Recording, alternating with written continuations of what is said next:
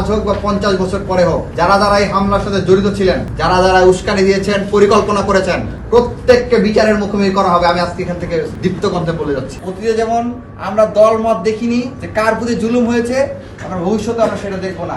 গতদিন আমাদেরকে মারতে গিয়েছে, তারা মেরে ফেলতে পারে নাই, কিন্তু যদি মেরেও ফেলে আমাদের আত্মা হুহু করে কথাগুলো বলে যাবে এবং আমাদের পরবর্তী প্রজন্ম কথাগুলো বলে যাবে এবং আমাদের এই লড়াই অব্যাহত থাকবে। আপনি যদি আমার লড়াইকে পছন্দ নাও করেন, আপনার জন্য আমার এই লড়াই। আপনি যদি আমার জন্য আমার পাশে নাও দাঁড়ান, হতে পারে অনেকে যারা উপদেষ্টা দায়িত্ব ছিলেন বা অন্য রাজনৈতিক দলে আছেন, তারা জুলাই শক্তি হোক বা যাই হোক, যেভাবেই হোক, যেভাবে বিশ্বায়ন করেন, তারা যখন বিভিন্ন জায়গায় হামলার শিকার হয়েছেন, গাজীপুরে বা অন্যান্য জেলায় হামলা হওয়ার প্রথম প্রতিবাদগুলো আমরা জানিয়েছিলাম। তারাও অনেকেই একটা ফেসবুক পোস্ট দেওয়ার মতো নৈতিক সাহস তাদের হয় নাই।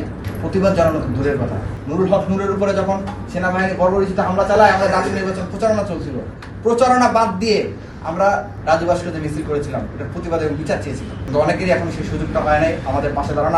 আমরা মনে করি না যে আমাদের পাশে দাঁড়াতে হবে। আমাদের পাশে নিপীড়িত শিক্ষার্থীরা আছে, আমাদের পাশে আল্লাহ রাব্বুল আলামিন আছে। আমরা আমাদের লড়াইকে চালিয়ে যাব। 5+ স্টার রেটিং প্রাপ্ত দেশের সর্বোচ্চ বিদ্যুৎ সাশ্রয়ী ওয়ালটন এসি স্মার্ট কমফোর্ট এখন নেক্সট লেভেলে। দেখেন তার কানের পর্দা ফাটিয়ে দেওয়া হয়েছে এবং এরপরে এই হামলার পরে যারা এই হামলার সাথে জড়িত ছিল তারা এটাকে নিয়ে উল্লাস করেছে। এই উল্লাস চিরস্থায়ী হবে না। যারা উল্লাস করে মনে করছেন যে তারা অনেক বড় কিছু করে ফেলেছেন, সময়ের পরিক্রমায় আপনাদের বিচার আমরা এটা নিশ্চিত করবই। আজ হোক বা 50 বছর পরে হোক, যারা যারা এই হামলার সাথে জড়িত ছিলেন, যারা যারা উস্কানি দিয়েছেন, পরিকল্পনা করেছেন, প্রত্যেককে বিচারের মুখোমুখি করা হবে। আমি আজকে এখান থেকে দীপ্ত কণ্ঠে বলে যাচ্ছি। আমি যদি বেঁচে নাও থাকি, আমি যদি মরেও যাই, শহীদ হয়ে যাই, তারপরও এদের প্রত্যেকের বিচার এই বাংলাদেশের মাটিতে হবে হবে হবে ইনশাআল্লাহ। ঘটনাটাকে বলা হচ্ছে শিবির এবং ছাত্রদল সংঘর্ষ। এটা মোটো এরকম না।